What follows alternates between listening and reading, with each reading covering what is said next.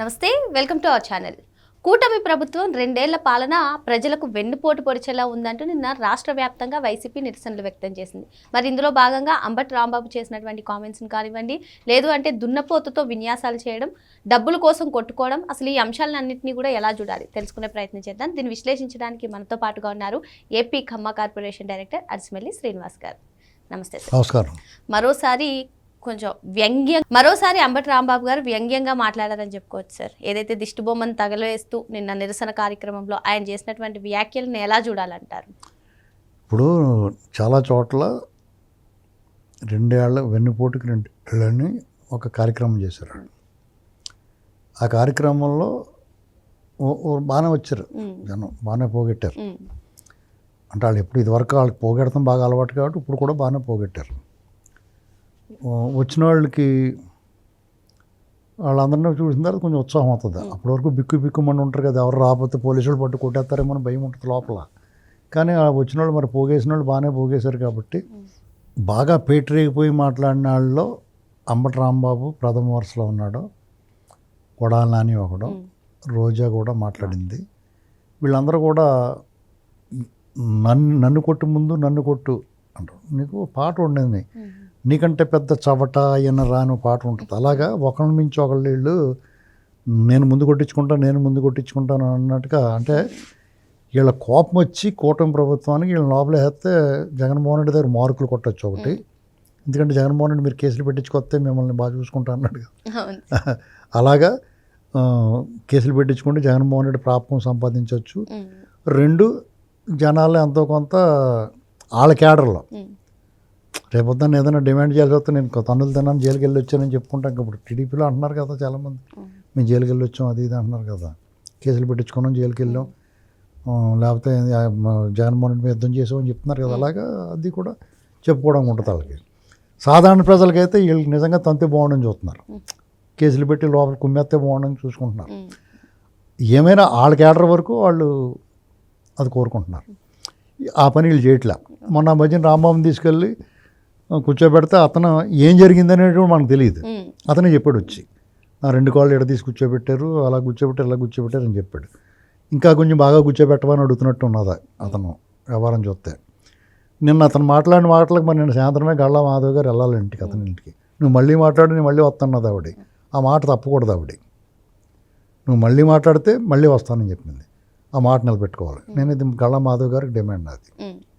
అటు మళ్ళీ మాట్లాడాడు, మీరు మళ్ళీ వెళ్ళాలి. ఇక్కడ లా అండ్ ఆర్డరు చట్టం ఇవన్నీ కూడా ఒక్కొక్కసారి పక్క పెట్టాలని కొంతమందికి బుద్ధి చెప్పాల్సి వచ్చినప్పుడు తప్పనిసరి. ఇప్పుడు పుల్ల వంకర పొయ్యి మాత్రమే తెరుస్తుంది. పుల్ల వంకరగా ఉన్న పుల్ల ఉందనుకోండి, మీరు ఏం చేస్తే కూడా వంకర పోదు, పొయ్యిలో పెడితేనే సాఫ్ అయిపోద్ది. ఒకసారి తగలడిపోయి అంతా ఒక లైన్లో అయిపోద్ది అన్నమాట. దాన్ని ఒక సామెత ఉంది, పుల్ల వంకర పొయ్యి తీరుస్తుందని.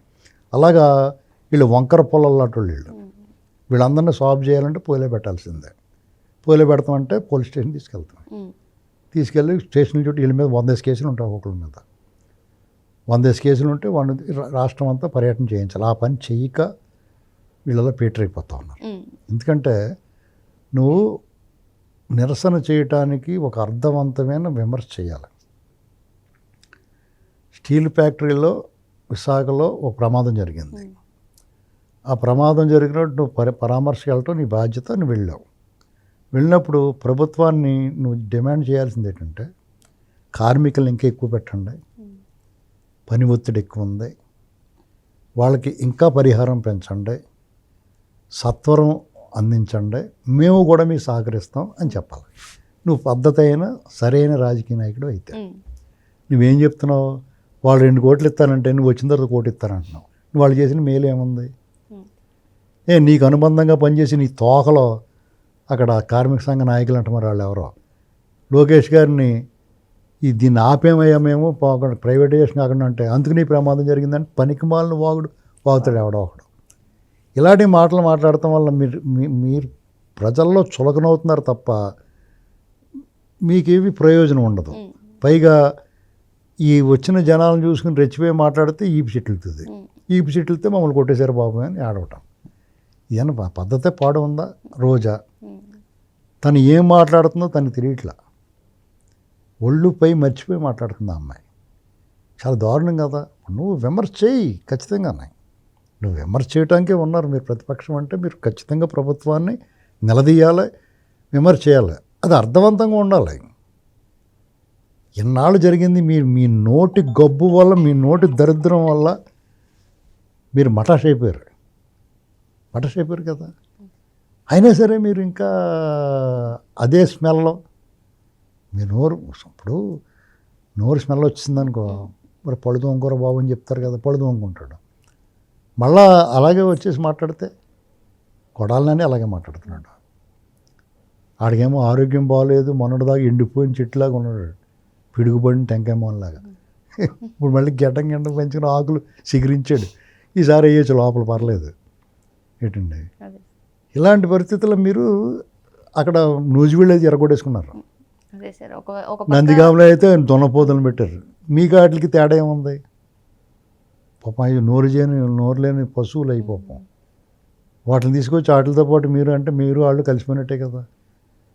ఏమన్నా అసలు పైగా వెన్నుపోటేటిది మిమ్మల్ని తరిమేసిన రోజు, ప్రజలకు పండగ రోజు ఒక రకంగా చెప్పాలంటే ఆ రోజు పెట్టుకోకూడదు. మీరు జూన్ 4న అలాగే చేశారు. మీరు మిమ్మల్ని ఎరగతన్నేసి జనం అందరం మీ మీద ఉమ్మేసిన రోజు అది. ఈ ప్రమాణ స్వీకారం అంటే ప్రక్షాళనకు మొదలెట్టిన రోజు. మీకన్నా బాగా చేస్తున్నారు సంక్షేమం వీళ్ళు, మీకన్నా బాగా రోడ్లు వేస్తున్నారు, మీకన్నా బాగా అభివృద్ధి చేస్తున్నారు, అన్నీ మీకన్నా బాగా చేస్తున్నారు వీళ్ళు. ఒక్క అరాచకం తప్ప, అరాచకం మాత్రం మిమ్మల్ని కొట్టినోళ్ళు లేడు. ఇవాళకి మీరు అదే బూతులు, అదే అరాచకం, అదే దుర్భాషలో కంటిన్యూ చేస్తున్నారు. మీరు సభల్లో మాట్లాడినా జగన్మోహన్ రెడ్డి అన్న వాజలు రా 50 ఏళ్ళు 55 ఏళ్ళు వచ్చేసినాయి.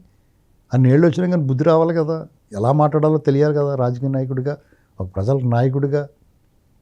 ఇప్పుడు చంద్రబాబు నాయుడు గారు మాట్లాడుతున్నారు, పవన్ కళ్యాణ్ గారు మాట్లాడుతున్నారు, లోకేష్ గారు మాట్లాడుతున్నారు, మిగతా నాయకులు మాట్లాడుతున్నారు. వాళ్ళు ఎలా మాట్లాడుతున్నారు చూసి నేర్చుకోవాలి కదా. నీకు తెలియదు, చూసి నేర్చుకో.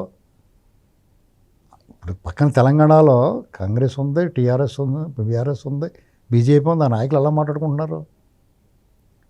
ప్రజలను ఉద్దేశించి విమర్శలు ఎలా ఉంటున్నాయి? ఇక్కడ అర్థం లేకుండా మేము చావు కోరుకోవడం, రేపు మాపు బీపీ వచ్చేసి పోతాడు, ఇలాంటి మాటలు మాట్లాడుతున్నాడు. అంటే దాని అర్థం ఏంటి? ఆయన పోతే తప్ప నీకు బతుకులేదని అర్థమవుతుంది కదా. ఆ ఆశ నీకు నెరవేరదు. ఆయన ఎందుకు డ్రైలాగా ఉన్నాడు ఆయన. నువ్వే ఇంకా డవ్ అంటారా, డస్కిపోయి ఉన్నావు నువ్వు, బుసుకుపోయి ఉంటుంది కదా, మిగల ముగ్గిపోయిన బొబ్బస్కాయలాగా అయిపోయి ముట్టుకుంటే పసక్కని దూరిపోయేలాగా లోపలికి కూర్చున్నవాళ్ళు ఎగలేడు. అటువంటిది అసలు మీరు ఏం మాట్లాడుతున్నారో మీకు అర్థమవుతుందా? మీరు ఎత్తుకున్న సమస్య కూడా సరిగ్గా లేదు కదా. ఏదన్నీ ప్రజలకు ఉపయోగపడేది, ప్రజలు ఎమోషన్తో కనెక్ట్ అయి ఉన్న వాటిని మీరు విమర్శిస్తున్నారు.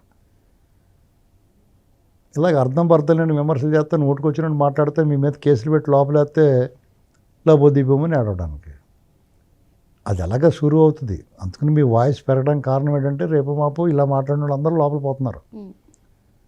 కార్మిక నాశనం అన్నాడు కదా, మేము ప్రశ్నిస్తున్నామని చెప్పి మమ్మల్ని కేసులు పెడుతున్నారు. నీ మీద ప్రశ్నిస్తే కేసులు పెట్టడం పెట్టి, ఇప్పుడు వరకు నీ మీద నువ్వు చేసిన ఆ ట్రాన్స్పోర్ట్లోనే 300-400 కోట్లు కొట్టేశారు మీ ఇంట్లో వాళ్ళు. అది కాకుండా టీడీఆర్ బాండ్లు ఇంకా నీకు టచ్ చేయలేదు. ఇంకా నీకు ఇవన్నీ జరిగితే అసలు మీరు అందరూ అసలు బయటకే వస్తారా అసలునే? కాబట్టి ఈ ప్రభుత్వం ఇంకా ఒక 6 నెలల పాటు వీళ్ళ మీద దృష్టి పెట్టాల్సిన అవసరం ఉంది. చాలా సీరియస్గా తీసుకోవాల్సిన అవసరం ఉంది. ఎందుకంటే ఈ పురుగుల్ని, గొంగళ పురుగులు ఏమి, కాక్రోచ్లు, గొంగళ పురుగులు వీటిని తిరగకూడదు. జగన్మోహన్ రెడ్డి చెప్పాడు కాక్రోచ్నని. అతను బొద్దెంక, నల్లి, జలగ, అన్ని క్రొకడైల్, అన్ని రకాల వేషాలు వేస్తాడు. అన్ని అవతారాలు ఉన్నాయి అతనిలో. కాబట్టి అతను వాళ్ళ పందా మార్చుకోవాలి. ప్రజల్లో ఏమాత్రం ఆదరణ కావాలంటే రపా నరికేస్తాం.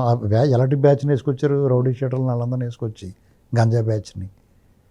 జనాలు అడిలిపోతారు కదా. మీ కార్యకర్తలు వాళ్ళు కూడా ప్రజలు ఇంప్రెస్ చేసేలా ఉండాలి. మీరు ఏదైనా ఉద్యమం చేస్తే ప్రభుత్వాన్ని నిలదీయాలి, ప్రజల్ని ఇంప్రెస్ చేయాలి. ఈ రెండాటిలో మీరు టోటల్ ఫెయిల్ అయిపోతారు. కాబట్టి మీలో మీరు కొట్టుకోకపోతే ఇంకేం చేస్తారు? మీరు కొట్టుకోవడానికి ఎవడో లేకపోతే మీరే కొట్టుకుంటారు. అదే జరిగింది అక్కడ. మరో అంశంతో మళ్ళీ కలుద్దాం. Thank you sir. రైట్.